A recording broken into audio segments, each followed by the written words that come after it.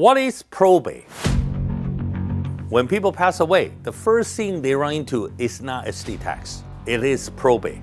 Probate is initiated by each state. If you have a property in different states, each state court will assign attorney. The attorney will come to decide how much you owe, how much you own, and then transfer the title to the first beneficiary. The whole process called probate.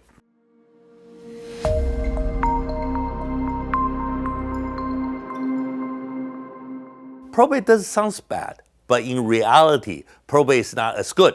You have three major reasons why probate is not good. Number one, probate takes time.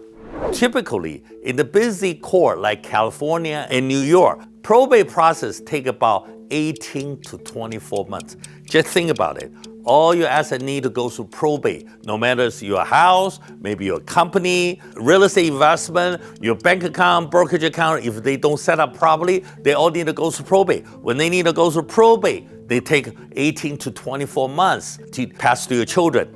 Is that a terrible thing? Number two, probate costs money too.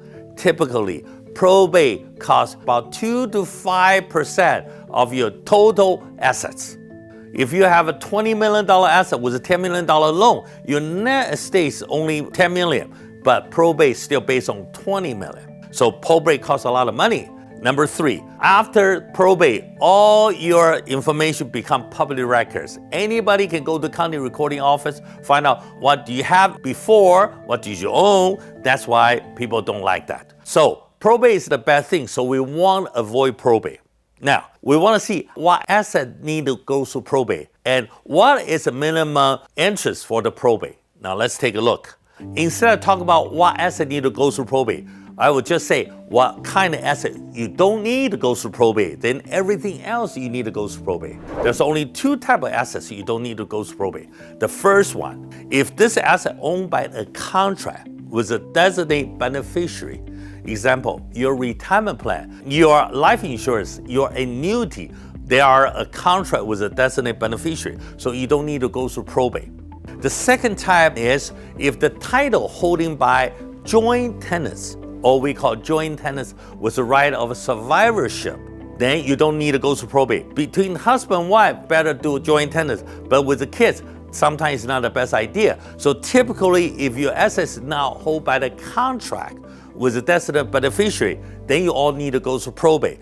So a lot of the assets need to go through probate. Also, what is the minimum interest for the probate? In California, if you over $180,000 plus, then you need to go through probate.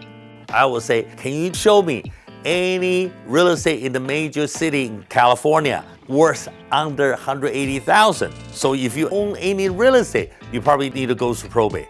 And probate is much trouble, so how can we avoid probate? That's why living trust come to play. Living trust is a contract, and also it have a designated beneficiary inside the trust. So if I transfer my asset, go to living trust, then I don't need to go to probate. Set up the living trust. The number one job is to help you to avoid probate.